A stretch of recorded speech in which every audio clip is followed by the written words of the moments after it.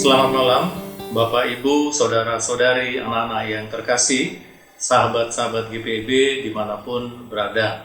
Kita jumpa dalam pelayanan Night Call GPIB pada malam hari ini bersama saya, Pendeta Simpson Nelson Salo, Pendeta Ketua Majelis Jemaat GPIB Jemaat Getsemani Malang.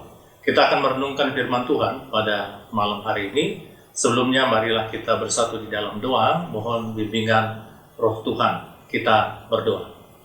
Bapa di surga, terima kasih untuk malam hari ini. Sebelum kami beristirahat setelah beraktivitas, saatnya kembali kami akan membaca dan merenungkan akan firman-Mu. Karena itu kuasai kami dengan Roh-Mu, mampukan kami untuk mendalami apa yang Engkau kehendaki. Terima kasih Bapa di surga, berfirmanlah, dalam nama Yesus Kristus kami berdoa. Amin. Jemaat yang terkasih, pembacaan kita pada malam hari ini terambil dari Kisah Rasul pasalnya yang ke-8, ayatnya yang ke-4, sampai dengan ayatnya yang ke-8. Firman Tuhan berkata demikian. Mereka yang tersebar itu menjelajahi seluruh negeri itu sambil memberitakan Injil. Filipus pergi ke suatu kota di Samaria dan memberitakan Mesias kepada orang-orang di situ. Ketika orang banyak itu mendengar pemberitaan Filipus dan melihat tanda-tanda yang diadakannya, mereka semua memperhatikan dengan sepenuh hati apa yang diberitakannya itu. Sebab dari banyak orang yang kerasukan roh jahat, keluarlah roh-roh itu sambil berseru dengan suara keras, dan banyak juga orang lumpuh dan orang timpang yang disembuhkan. Karena itu, sangatlah besar sukacita dalam kota itu. Bapak Ibu yang terkasih, saudara-saudara dan anak-anak yang terkasih, sahabat-sahabat GPIB. Dalam pembacaan kita bisa melihat ada paling tidak 3 hal yang mau kita renungkan. Kalau kita lihat ayatnya yang keempat, di sana dikatakan, mereka yang tersebar itu menjelajahi seluruh negeri itu sambil memberitakan Injil. Kalau kita lihat pembacaan sebelumnya atau konteks sebelumnya, di sana dikisahkan Stefanus yang menjadi martir pertama, Stefanus dibunuh, dan kemudian dilanjutkan dengan kisah penganiayaan terhadap jemaat di kota Yerusalem. Jadi pada saat itu ada penganiayaan, dan dalam kisah penganiayaan itu muncullah tokoh Paulus yang terlibat di dalam penganiayaan itu. Karena penganiayaan yang dialami, maka para murid, para rasul pada saat itu akhirnya tersebar keluar dari kota Yerusalem, menjelajah ke tempat-tempat yang lain. Dalam pembacaan kita, yang pertama kita mau renungkan dari ayatnya yang keempat adalah para murid dengan terpaksa harus meninggalkan zona nyaman mereka. Kita tahu bagaimana pola hidup para rasul dan jemaat mula-mula di kota Yerusalem. Di kota itu mereka luar biasa. Kehidupan persekutuan mereka sangat erat, mereka rajin bersekutu, rajin berkumpul, baik di Serambi Salomo maupun di rumah-rumah, dan juga karena mujizat penyembuhan yang dilakukan oleh para rasul, pada akhirnya jumlah orang percaya pada saat itu bertambah banyak. Jadi Yerusalem adalah tempat nyaman paling tidak untuk mereka, karena dampak dari pekabaran Injil, dampak dari model persekutuan yang mereka bangun, sangat berdampak bagi orang banyak, dan pada akhirnya orang banyak yang menjadi percaya dan juga orang sakit yang ingin disembuhkan, orang yang kerasukan roh jahat yang ingin dilepaskan juga datang pada mereka. Itu adalah zona nyaman. Tetapi karena ada penganiayaan, maka mereka harus keluar dari zona nyaman itu. Mereka terpaksa keluar dari zona nyaman. Perenungan kita terkait dengan zona nyaman adalah tidak semua kita mudah dan nyaman untuk meninggalkan zona nyaman kita. Tidak mudah untuk meninggalkan tempat seperti itu. Tetapi para murid terpaksa harus meninggalkan hal itu. Perenungan kita adalah terkadang dalam kehidupan kita ada situasi, ada kondisi, ada hal-hal tertentu yang pada akhirnya memaksa kita harus meninggalkan zona nyaman itu. Lalu bagaimana dampaknya ketika kita meninggalkan zona nyaman itu? Nanti kita lihat sampai akhir perenungan kita. Nah, kemudian yang kedua dalam pembacaan kita, para murid tersebar. Dalam catatan naskah kita, Filipus, seorang diaken, bergerak ke arah utara, ke arah kota Samaria.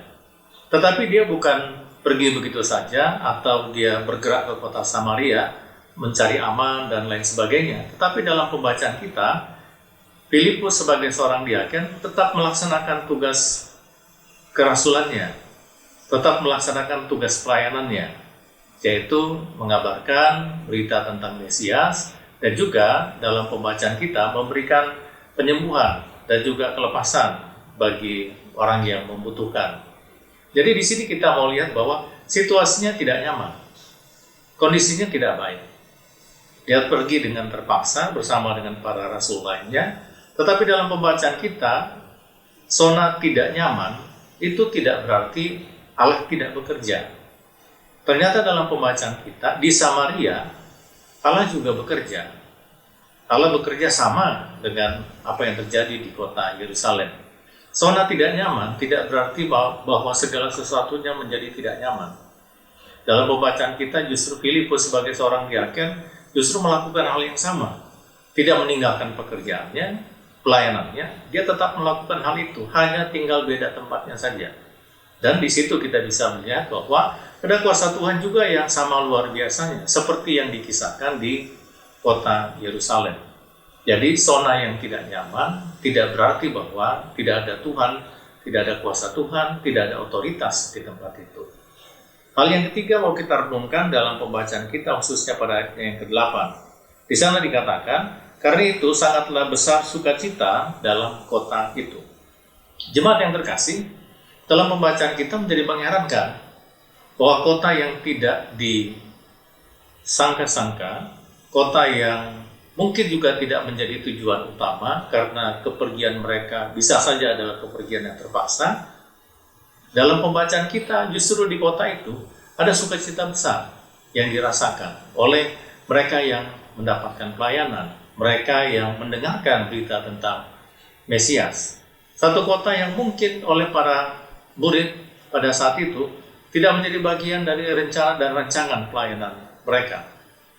Tetapi dalam pembacaan kita, situasi yang nyaman yang ditinggalkan ternyata masuk dalam situasi atau zona yang justru mendatangkan sukacita bagi orang lain. Orang lain membutuhkan kehadiran kita. Orang lain ternyata membutuhkan kehadiran para rasul. Dari sini kita bisa merenungkan jemaat yang terkasih bahwa zona yang mungkin bagi kita tidak nyaman, tetapi justru disitulah ada sukacita besar. Karena ada karya Tuhan di situ. Dari sini kita bisa merenungkan dengan baik bahwa dalam kehidupan kita harusnya kuat kalau kita harus menghadapi zona yang tidak nyaman. Atau mungkin kita harus meninggalkan zona nyaman kita. Kita imani bahwa ada Tuhan yang tetap menyertai. Ada Tuhan yang sama, bisa saja akan berkarya dengan cara yang sama, bahkan lebih dan luar biasa di tempat yang baru. Bisa saja juga di tempat yang baru, kebutuhan kita, kehadiran kita sangat dibutuhkan di sana. Belajar dari apa yang terjadi dalam pembacaan kita dan sorotan pada tokoh Filipus, marilah kita tetap berani untuk berhadapan dengan situasi-situasi yang tidak nyaman. Karena pergerakan kita bisa saja ada dalam rencana Tuhan, tetap ada dalam pemeliharaan Tuhan, dan kuasa Tuhan tetap berlaku. Kuasa Tuhan tidak dibatasi pada tempat nyaman dan tempat yang tidak nyaman. Kuasa Tuhan tetap ada di sana. Dan sukacita tidak bergantung juga ternyata pada tempat yang nyaman buat kita. Karena terkadang seperti dalam pembacaan kita, kehadiran kita justru akan membawa sukacita. Kehadiran kita justru akan menjadi saluran sukacita, kebahagiaan bagi orang lain yang pada saat ini sedang membutuhkan. Amin. Jemaat Tuhan, marilah kita bersatu di dalam doa. Bapa di surga, terima kasih untuk firman-Mu yang memberikan kami penguatan di penghujung malam hari ini. Kalau kami pada akhirnya terdesak, kami pada akhirnya harus bersegera untuk meninggalkan kenyamanan kami, dan mungkin masuk dalam situasi yang kami pertanyakan, atau mungkin perkiraan kami masuk dalam situasi yang tidak nyaman, kami tetap berdoa kepadamu. Ya Bapa, kuasailah kami, dan biarlah kuasa-Mu tetap nyata, baik yang menurut kami zona nyaman, maupun yang menurut kami zona tidak nyaman, atau zona yang penuh dengan tanda tanya. Karena itu Bapa di surga, kami mohon kuasailah kami, sertailah kami. Yakinkan kami bahwa Engkau adalah Allah kami yang tidak berubah karena tempat.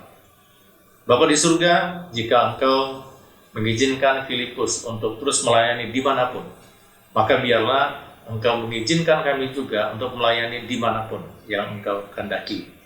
Kami juga berdoa lengkapi kami, dan biar dalam pelayanan kami, pekerjaan kami, usaha yang kami lakukan, ada kuasa Tuhan yang boleh kami nikmati. Di satu tempat yang lama ke satu tempat yang baru. Karena itu kuasailah kami Bapa, dan mampukan kami melihat kuasa-Mu di tempat yang mungkin menurut kami tidak nyaman, di tempat yang menurut kami penuh dengan tanda tanya. Bapa di surga, terkadang kami berat meninggalkan tempat lama, meninggalkan zona nyaman, karena di sanalah letak kebahagiaan kami. Kami belajar dari dalam pembacaan kami bahwa kuasa Tuhanlah yang membuat kami bisa menikmati kebahagiaan. Atau mungkin kebahagiaan kami di waktu yang lalu, saatnya berganti pada membahagiakan orang lain, seperti di kota Samaria. Ya Bapa di surga, mampukan kami untuk menjadi saluran berkat-Mu, membuat orang lain bahagia. Ya Bapa di surga, kami juga berdoa, ketika kami beristirahat pada malam hari ini, Tuhan berkati kami. Dan biarlah di istirahat kami beristirahat dengan baik, dengan cukup, dan esok hari kami disegarkan untuk melakukan apa yang menjadi bagian kerja, tugas tanggung jawab, dan apa yang Tuhan kehendaki. Kami berdoa jika pada malam hari ini kami penuh dengan sukacita beristirahat. Bapa di surga, terima kasih. Kalau pada hari ini kami boleh menikmati banyak kebaikan, kami mengucap syukur kepada-Mu. Kalau pada saat ini Bapa di surga, ketika kami mau beristirahat, kami sedang dalam pergumulan, kami dalam sakit penyakit, kami terbaring di rumah maupun di rumah sakit, atau pada saat ini kami dalam situasi penuh dengan keluh kesah, kami masuk dalam situasi yang tidak nyaman. Kami berdoa, nyatakanlah kuasa-Mu Bapa, sehingga dalam kehidupan kami benar-benar boleh merasakan bahwa di malam hari ini kami tenang. Di malam hari ini kami serahkan semua kepada Tuhan. Kami percaya bahwa esok adalah hari di mana kami boleh menyaksikan perbuatan Tuhan yang luar biasa. Bapa di surga, kami berdoa bagi GPIB, secara khusus GPIB di tingkat sinodal, secara khusus panitia persidangan sinode tahunan. Tuhan berkati Bapa di surga, agar segala sesuatunya dipersiapkan dengan baik, kerjasama dan kerja bersama menjadi bagian kebersamaan, agar persidangan sinode tahunan dapat terlaksana dengan baik. Kami juga berdoa Tuhan berkati majelis sinode, khususnya fungsionaris majelis sinode yang baru, agar diberkati oleh Tuhan untuk mengawal segala sesuatunya dengan baik dan terlibat dalam segala bentuk persiapan yang dibutuhkan untuk persidangan ini. Ya Bapa di surga, biarlah dalam kebersamaan kami boleh bergerak bersama untuk kemuliaan nama Tuhan melalui pelayanan kami masing-masing, baik di seluruh jemaat hingga pos-pos pelayanan yang ada. Terima kasih Bapa di surga, sertai kehidupan kami, khususnya istirahat kami pada malam hari ini. Inilah doa kami, dalam nama Yesus Kristus kami berdoa dan mengucap syukur. Amin.